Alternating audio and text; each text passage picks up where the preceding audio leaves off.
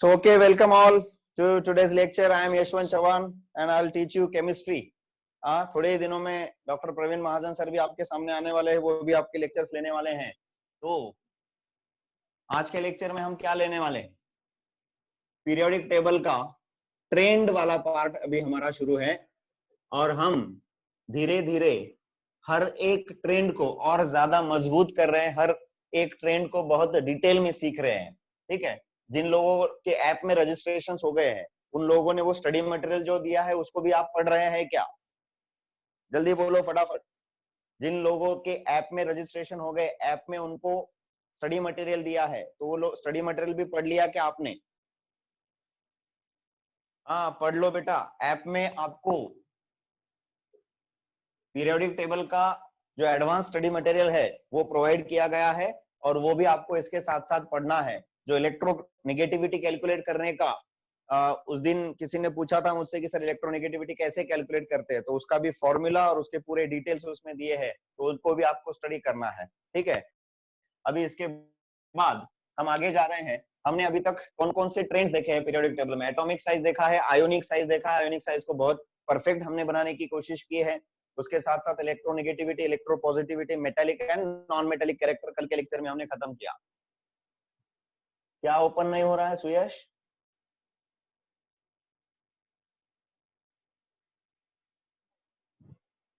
Open नहीं हो रहा है? लेक्चर होने के बाद कॉल करो सुयश मुझे, ठीक है? So today we are going to see a very interesting concept and that is ionization enthalpy.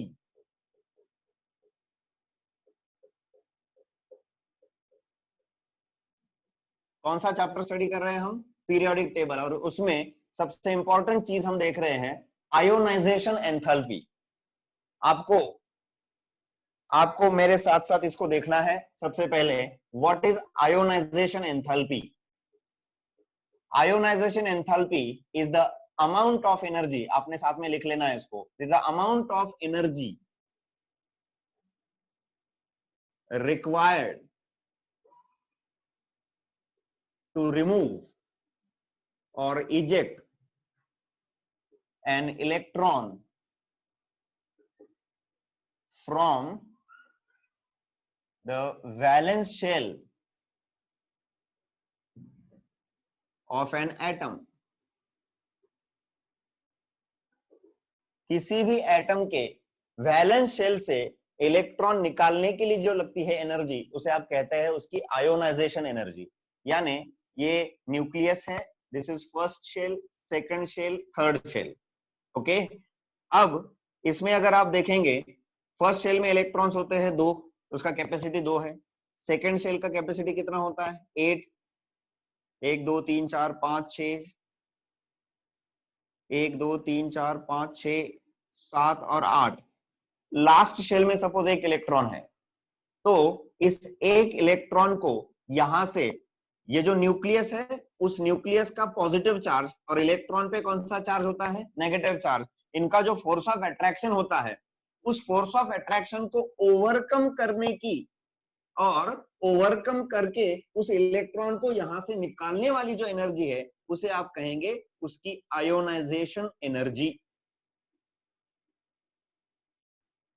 और इस एनर्जी के जो डिफरेंट फॉर्म्स हैं उनको सभी को सम अप कर दिया तो उसे आप कहते हैं enthalpy.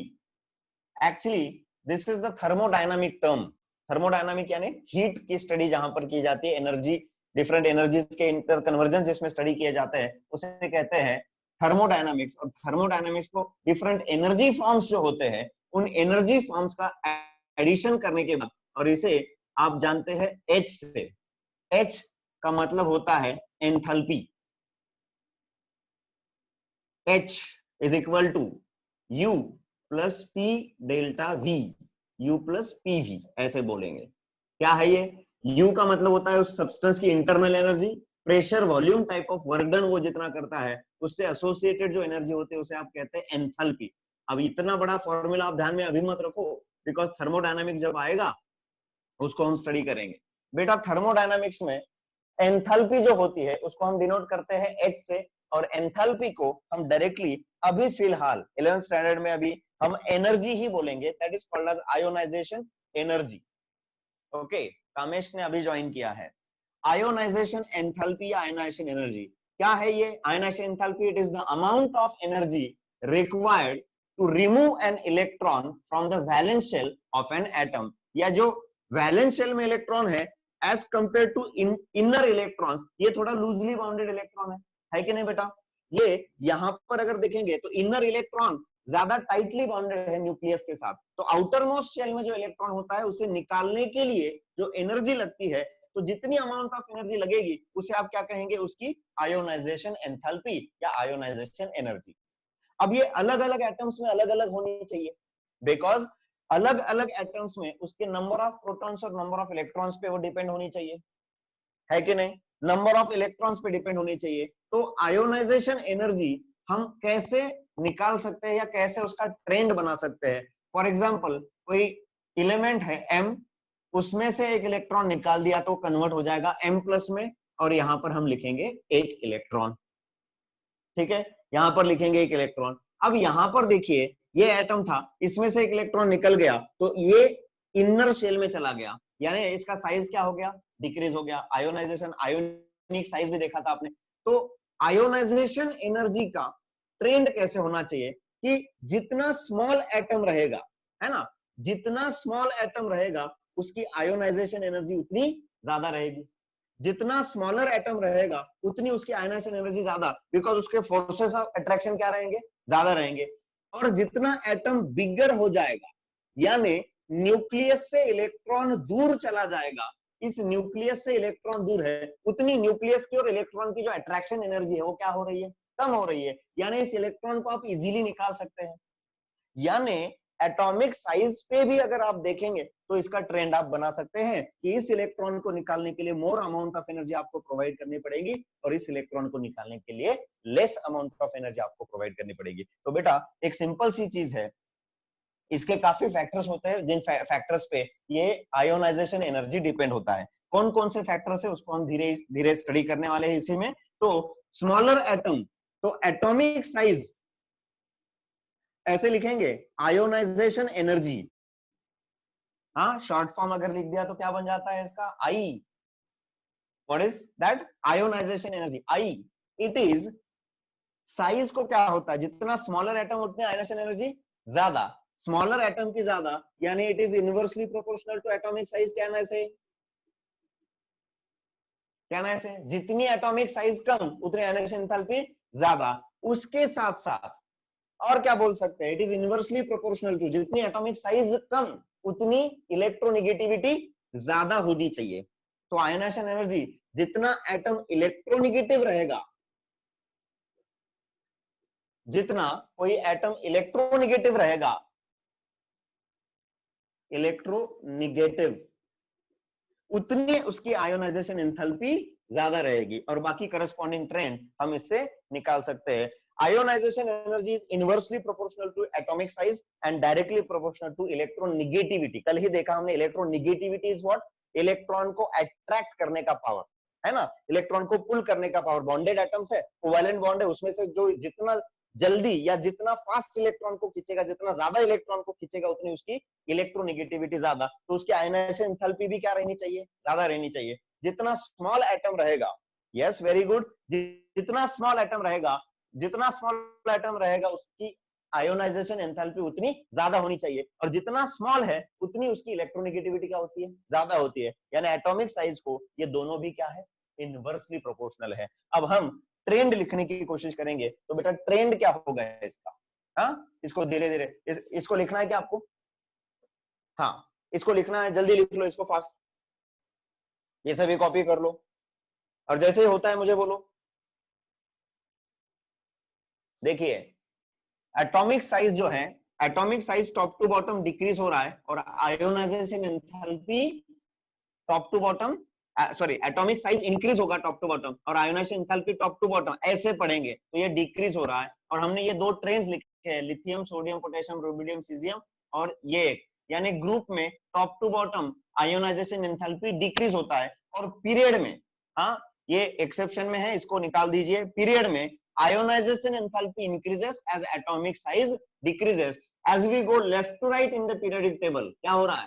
Left to right size कम हो रहा है, यानी आयोनाइजेशन एंथैल्पी बढ़ेगा, आयोनाइजेशन एंथैल्पी क्या होगा, बढ़ेगा। और यहां पर देखिए बेटा, यहां पर बोरॉन कार्बन ये ट्रेंड ठीक है, लेकिन नाइट्रोजन ऑक्सीजन में ऐसा क्या हो गया कि oxygen is showing greater ionisation enthalpy, sorry nitrogen is showing greater ionisation enthalpy than oxygen, यहां पे उल्टा है ना। तो oxygen is showing greater than nitrogen, ऐसा नॉर्मली आना चाहिए था, मगर ये गलत है, nitrogen is having greater ionisation enthalpy than oxygen. ऐसा ट्रेंड क्यों है, ऐसा ट्रेंड क्यों है? तो उसके पीछे एक बहुत ही अच्छा और सॉलिड रीजन है, उस रीजन के बारे में हम डिस्कस करने वाले हैं, that is very important concept. तो आज हम एटॉमिक नंबर जैसे जैसे हमने सीखे थे, वैसे ही हम क्या सीखने वाले हैं बेटा, देखिए एटॉमिक नंबर्स में इलेक्ट्रॉनिक कॉन्फ़िगरेशन आप लोगों ने सीखे हैं, करेक्ट। अब इलेक्ट्रॉनिक कॉन्फ़िगरेशंस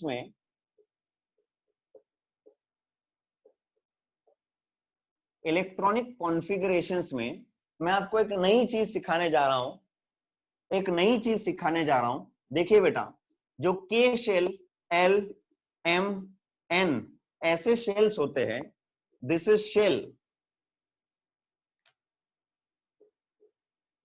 शेल, और इसमें होते हैं सब शेल।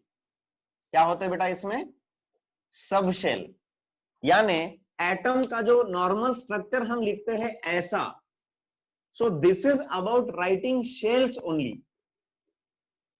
लेकिन जब इसका फर्दर रिसर्च हुआ तो समझ में आया कि इलेक्ट्रॉन्स सिर्फ सर्कुलर, या जो शेल्स यहां पर लिखे हैं ना, सर्कुलर ऑर्बिट जिसको जिसको कहते हैं, ऑर्बिट्स में नहीं घूमते, इनके होते हैं ऑर्बिटल्स, और ऑर्बिटल में इलेक्ट्रॉन घूमते हैं, और उन्हें कहते हैं सब शेल्स को आप कहते हैं ऑर्बिट।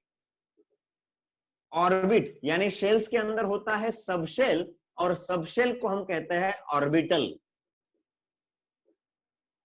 क्या कहते हैं बेटा?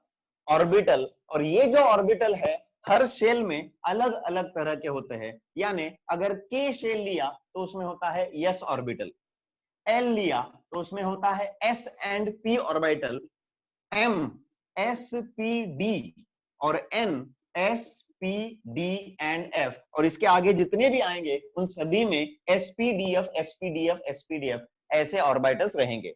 जितने भी एटम्स इसके बाद डिस्कवर होंगे, एलिमेंट्स डिस्कवर होंगे, उन एलिमेंट्स के जो कोई एटम है उनमें ये के शेल में एक ही सब ऑर्बिटल यानी सबशेल होता है, जिसको आप कहते हैं ऑर्बिटल। ऑर्बिटल और शेल को क्या कहते हैं? ऑर्बिट। क्या कहते हैं बेटा? ऑर्बिट। अब मैं थोड़ा सा आपको और डिटेल में ले जाना चाहूंगा। ये जो फर्स्ट शेल है इसको आप क्या कहते हैं? के, यहां पर लिखते हैं इसको, हाँ दिस इज के, एल, एम, एन। अब ये जो ऑर्बिटल्स है, S orbital, P orbital, D orbital and F orbital, इनमें इलेक्ट्रॉन रखने की एक कैपेसिटी होती है। जैसे कि एस ऑर्बिटल में मैक्सिमम इलेक्ट्रॉन होते हैं 2, एस ऑर्बिटल सिंगल ऑर्बिटल होता है। पी ऑर्बिटल में मैक्सिमम इलेक्ट्रॉन्स होते हैं 6, डी ऑर्बिटल में मैक्सिमम इलेक्ट्रॉन होते हैं 10, और एफ ऑर्बिटल के मैक्सिमम इलेक्ट्रॉन्स होते हैं 14।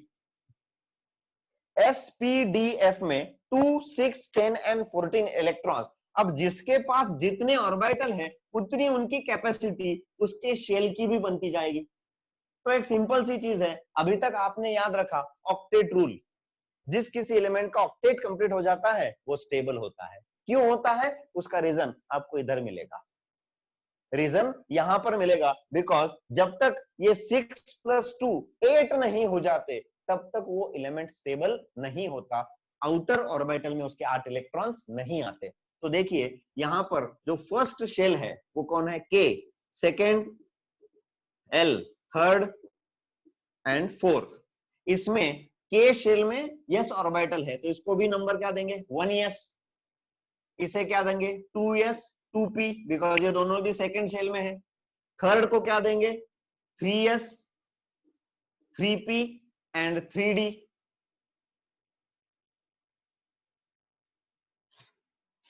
n को क्या बोलेंगे? 4s, 4p, 4d and 4f। मैं ये कॉन्सेप्ट वापस पढ़ा रहा हूं आपको, ये कॉन्सेप्ट वापस समझा रहा हूं, फिर एक बार बता रहा हूं। कोई भी एटम है तो उसके अंदर शेल्स होते हैं के, एल, एम एंड एन, ठीक है। ये वीडियो आप वापस भी देख सकते हैं, don't worry about it.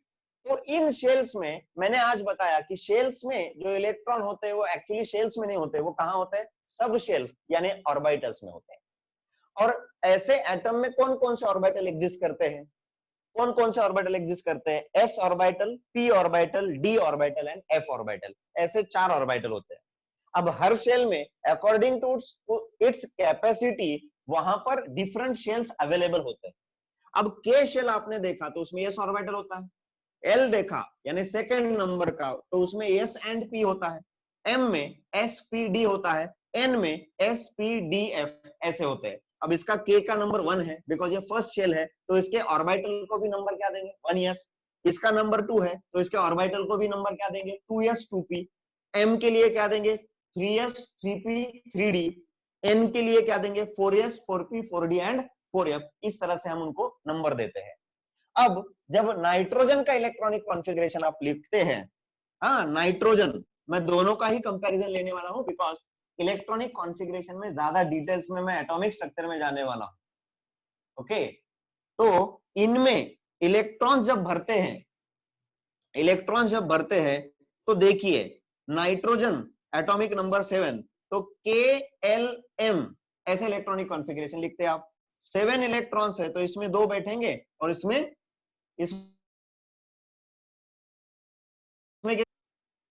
Correct है क्या बेटा, इसमें कितने आएंगे, 5। अब देखो, अब इसमें जो डिटेल आ रहा हूं बेटा, के शेल है तो के शेल में कौन सा ऑर्बिटल होता है, 1s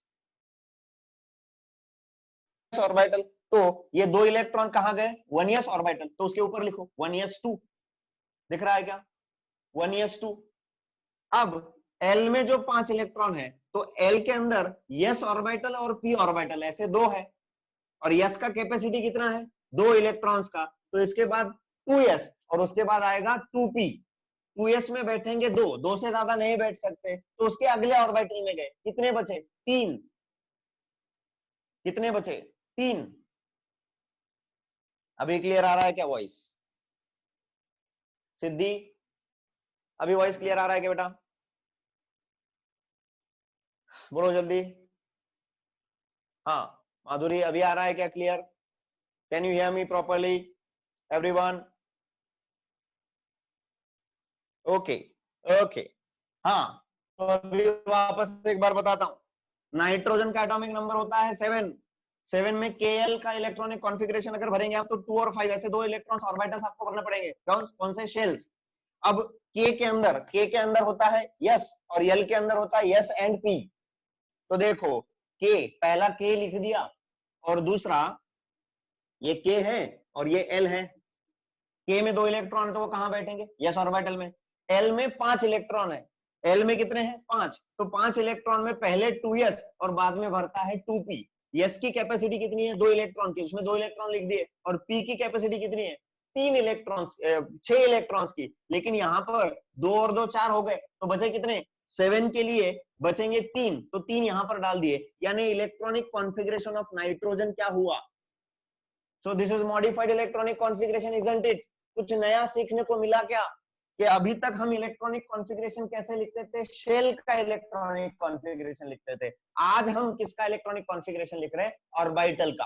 कौन सा इलेक्ट्रॉनिक कॉन्फ़िगरेशन लिख रहे हैं बेटा, ऑर्बिटल का इलेक्ट्रॉनिक कॉन्फ़िगरेशन लिख रहे हैं। और इसमें ये इलेक्ट्रॉनिक कॉन्फ़िगरेशन में एक बहुत ही सुंदर साइंटिस्ट था मेरे जैसा, उसने बताया था, हंस नाम था उसका, उसने बताया था हंस रूल ऑफ मैक्सिमम मल्टीप्लिसिटी। क्या कहा था भाई ने, भाई ने कहा था कि अगर कोई orbital S p D F में से S orbital, P orbital, D orbital और एफ ऑर्बिटल जो होते हैं, उन ऑर्बिटल्स में एस की कैपेसिटी कितनी है, मैक्सिमम कैपेसिटी 2, पी 6, डी 10 और एफ की 14।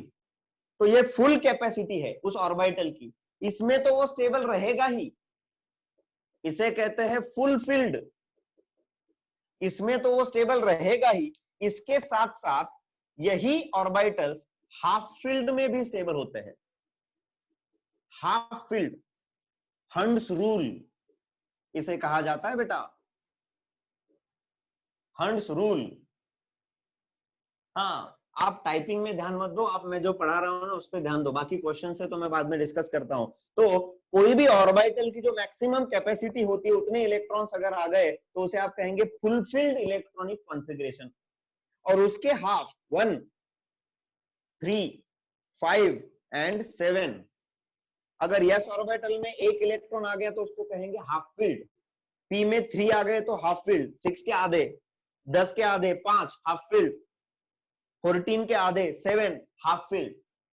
तो हंड्स का मानना था, हंड्स का कहना था कि किसी भी ऑर्बिटल में उसके कैपेसिटी जितने इलेक्ट्रॉन है तो वो स्टेबल है, लेकिन उसके साथ साथ उसके हाफ कैपेसिटी जितने भी इलेक्ट्रॉन्स अगर आ गए ना तो भी वो स्टेबल रहेगा। यानी कोई भी ऑर्बिटल उसके फुलफिल्ड स्टेट के साथ साथ हाफ फील्ड स्टेट में भी स्टेबल होता है।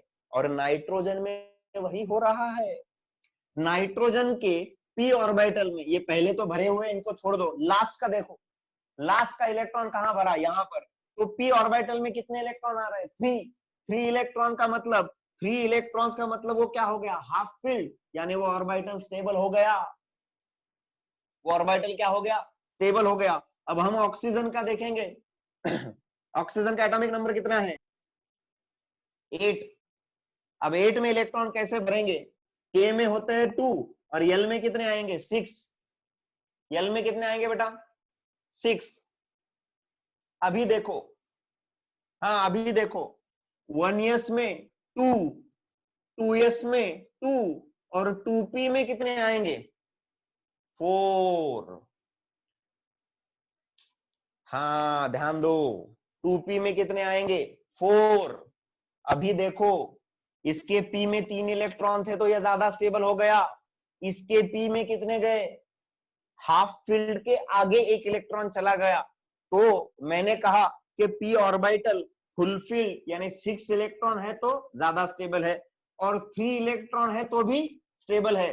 6 और 3 छोड़ के जितने भी कॉम्बिनेशन आएंगे p में, 1 इलेक्ट्रॉन, 2 इलेक्ट्रॉन, 4 इलेक्ट्रॉन, 5 इलेक्ट्रॉन, इनमें वो इनसे कम स्टेबल है, फुलफिल्ड और हाफ फील्ड से कम स्टेबल है। तो इसका मतलब क्या हुआ, इसका ऑक्सीजन का जो p ऑर्बिटल है जिसमें इलेक्ट्रॉन भरे हुए हैं वो कम स्टेबल है एज कंपेयर टू नाइट्रोजन। तो किसका इलेक्ट्रॉन निकालना आसान हो गया, इसका इलेक्ट्रॉन ज्यादा स्टेबल है तो जल्दी निकलेगा क्या, नहीं निकलेगा। यानी इसका इलेक्ट्रॉन जल्दी निकलेगा, यानी नाइट्रोजन का इलेक्ट्रॉन निकालने के लिए ज्यादा एनर्जी लगेगी और ऑक्सीजन का इलेक्ट्रॉन निकालने के लिए कम एनर्जी लगेगी। नाइट्रोजन का इलेक्ट्रॉन निकालने के लिए ज्यादा लग रही है और ऑक्सीजन के लिए कम लग रही है, यानी nitrogen is greater than oxygen. तो हुआ कि नहीं ट्रेंड गलत, हाँ। तो एक्चुअल ट्रेंड क्या होना चाहिए, फर्स्ट पीरियड का, सेकेंड पीरियड का एक्चुअल ट्रेंड कैसा होना चाहिए। चलो देखो यहां पर बोरॉन, कार्बन, और उसके बाद boron less than carbon, less than oxygen, less than nitrogen, less than fluorine. यानी यहां पर एक्सचेंज हो गए दोनों, nitrogen is greater than oxygen and this is the actual trend. This trend it will not follow. ब क ओ न फ, ऐसे ध्यान में रखेंगे इसको। अब ये कितने लोगों को मैंने इतना जो समझाया वो कितने लोगों को समझ में आया, जरा फटाक से बोलिए जरा। ग्रुप 1, ग्रुप 2 यानी लिथियम, बेरिलियम और बोरॉन, इनके बारे में डिस्कस कर रहा हूं। एटॉमिक नंबर इसका क्या है, लिथियम का 3, 4 और ये 5 है। जरा इन दोनों का हम ट्रेंड देखेंगे। तो जैसे जैसे हम लेफ्ट टू राइट जाते हैं, है ना, तो एटॉमिक साइज का ट्रेंड इन तीनों का कैसा है, lithium, beryllium, boron. Atomic size इसका ज्यादा है, इसका कम हो रहा है, इसका लेफ्ट टू राइट जैसे जा रहा है एटॉमिक साइज कम हो रहा है। यानी आयोनाइजेशन एंथैल्पी का ट्रेंड कैसे होना चाहिए था बेटा, नॉर्मल ट्रेंड बताओ आयोनाइजेशन एंथैल्पी का, लिथियम की ज्यादा होनी चाहिए, हाँ सॉरी, लिथियम, बेरिलियम और बोरॉन जिसकी साइज कम उसकी आयोनाइजेशन एंथैल्पी ज्यादा होनी चाहिए थी, करेक्ट। अभी देखो ये जो ट्रेंड है ये गलत है। कैसे कैसे? लिथियम के बाद बोरॉन और उसके बाद बेरिलियम, यानी बोरॉन से भी ज्यादा आयोनाइजेशन एंथैल्पी, इलेक्ट्रॉन निकालने के लिए ज्यादा एनर्जी बेरिलियम को लगने वाली। ऐसा क्यों? Again the reason is it's electronic configuration. Electronic configuration. हाँ, अब देखो मैं शेल्स लिख रहा हूं, के एल एम एन। एनर्जी कैसी होती है बेटा इनकी? ये शेल्स जो लिखते हैं आप, इनकी एनर्जी कैसी होती है? ध्रुव इतना लेट क्यों ज्वाइन किया बेटा? हाँ, मैं बाद में डालूंगा लेक्चर, तो वो देख लेना तो। हाँ, अगर कुछ डिफिकल्टीज है तो मुझसे पूछ ले। How stabilization is related to ionization enthalpy. बुरांश में समझाता हूं इसको।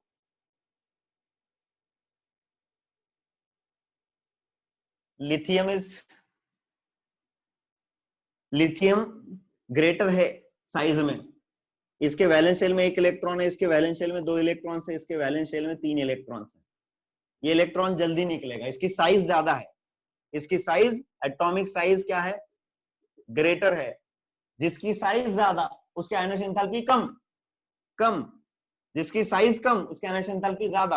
लेकिन यहाँ पे ट्रेंड उल्टा हो रहा है। के एल एम एन में एनर्जी का ऑर्डर कैसे है बताइए ना? के एल एम एन में इंक्रीजिंग एनर्जी का ऑर्डर बताइए, फास्ट, जल्दी।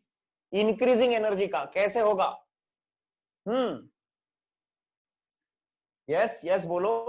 हाँ बेटा, इधर से इधर एनर्जी इंक्रीज हो रहा है। न्यूक्लियस के पास जो ऑर्बिटल है उसकी एनर्जी कम है और स्टेबिलिटी ज्यादा है। जैसे जैसे न्यूक्लियस से दूर जा रहे हैं एनर्जी बढ़ रही है। तो इलेक्ट्रॉन पहले कहां पर फिल होता है? पहले कहां पर भरता है? लेस एनर्जी में, या जहां पर एनर्जी कम है अट्रैक्शन ज्यादा है, रिपल्शन कम है। वापस एक बार, जिसकी साइज कम वहां पे न्यूक्लियस का और इलेक्ट्रॉन का अट्रैक्शन ज्यादा, यानी उसकी एनर्जी कम। जैसे जैसे दूर जाएंगे न्यूक्लियस से एनर्जी क्या होगी? बढ़ेगी। जिसकी एनर्जी बढ़ेगी उसका न्यूक्लियस के साथ अट्रैक्शन कम हो जाएगा, यानी उस इलेक्ट्रॉन को निकालना आसान होगा। न्यूक्लियस के पास जो इलेक्ट्रॉन है उसको निकालना डिफिकल्ट होगा। अब देखिए इलेक्ट्रॉनिक कॉन्फ़िगरेशन में इलेक्ट्रॉन भरते कैसे हैं। के में कौन सा सबशेल या ऑर्बिटल होता है? यस, तो इसको 1s लिखेंगे। एल में कितने होते हैं बेटा? 2s and 2p। एम में कौन कौन से होते हैं? 3s 3p 3d, और उसके बाद एन में 4s 4p 4d 4f ऐसे होते हैं। अब इलेक्ट्रॉन इधर से इधर भरते जाएंगे। सबसे पहला इलेक्ट्रॉन कहां भरेगा? यहां पर। वो फुलफिल हो गया, यानी उसकी कैपेसिटी खत्म हो गई तो इलेक्ट्रॉन आगे जाएगा। उसकी कैपेसिटी फुलफिल हो गई, इलेक्ट्रॉन आगे गया। उसकी कैपेसिटी फुलफिल हो गई, आगे। ऐसे धीरे धीरे धीरे ये इलेक्ट्रॉन्स भरते रहेंगे इन डिफरेंट ऑर्बिटल्स में, इन डिफरेंट ऑर्बिटल में। अब मेरे पास देखो, मैं इलेक्ट्रॉनिक कॉन्फ़िगरेशन कैसे निकालना है वो बता रहा हूं, 5 मिनट है हमारे पास। तो 1s में सपोज किसी एलिमेंट का इलेक्ट्रॉनिक एटॉमिक नंबर है 1, कौन है? हाइड्रोजन। 2 helium, 3 4 beryllium. देखो उन चारों का देखते हैं। इसमें एक इलेक्ट्रॉन है, कहां भरेगा? 1s में। क्या लिखेंगे? 1s1। इसमें कितने इलेक्ट्रॉन है? 2, तो इसके लिए क्या लिखेंगे? 1s2 1s। अब 1s फुलफिल हो गया।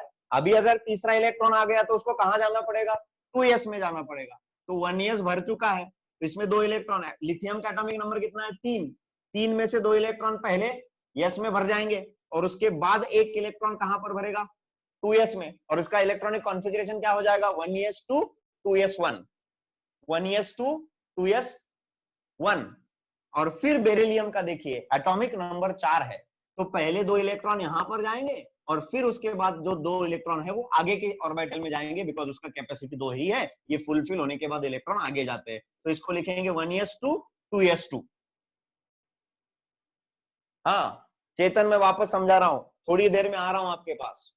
हाँ देखिए, 1s 2s 2p 3s 3p 3d, energy इधर से इधर बढ़ रही है।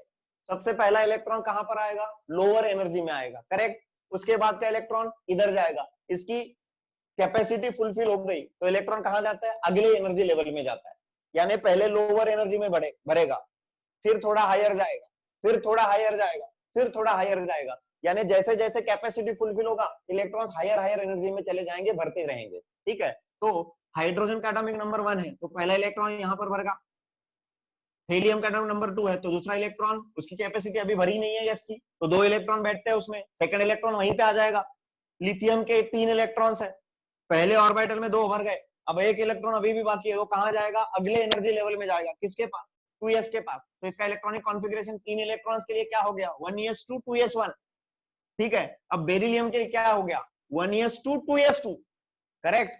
अभी फिफ्थ एटम आएगा बोरॉन, एटॉमिक नंबर 5 है, अब 5 इलेक्ट्रॉन है इसमें, 1s में गए 2, 2s में गए 2, अब एक बचा है, वो कहां पर जाएगा, 2p के अंदर जाएगा, और 2p में कितने भरेंगे, 1। Very good Anoop, very good. 1s2 2s2 है, अब इसका 1s2 2s2 2p1 है। अब आप मुझे बताइए कि 2p फुलफिल है कि हाफ फिल है, क्या दोनों भी नहीं है, जल्दी बताओ। 2p की कैपेसिटी, p की कैपेसिटी कितनी है, 6, एक तो वो 6 इलेक्ट्रॉन्स में स्टेबल है या 3 इलेक्ट्रॉन्स में स्टेबल है, अब दोनों भी नहीं है, इसका मतलब ये p ऑर्बिटल अनस्टेबल है।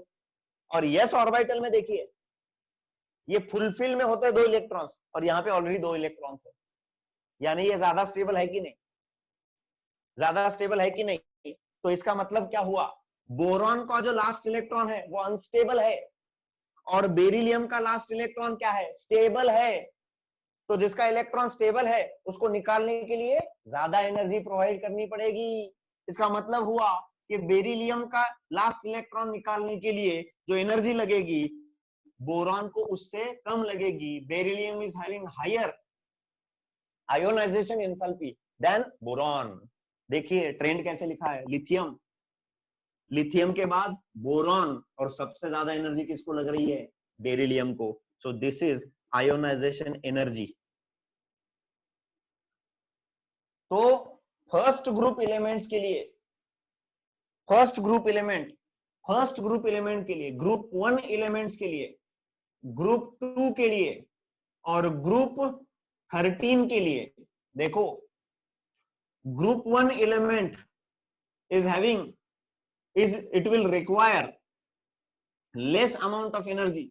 उसके बाद आएगा ग्रुप 13 यानी बोरॉन फैमिली, और उसके बाद आएगा ग्रुप 2 यानी बेरिलियम, अल्कलाइन अर्थ मेटल्स। ऐसे बोलेंगे क्या फटाफट, हाँ हाँ।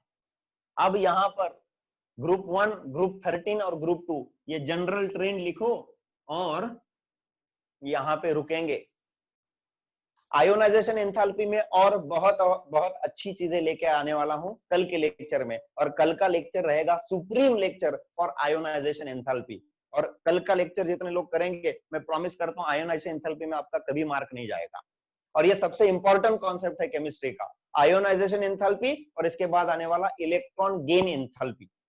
ये 2 पीरियोडिक टेबल के सबसे बेहतरीन और सबसे बढ़िया वाले कॉन्सेप्ट्स है, और मैं आपको प्रॉमिस करता हूं कि कल के लेक्चर में मैं इसको लेकर आने वाला हूं।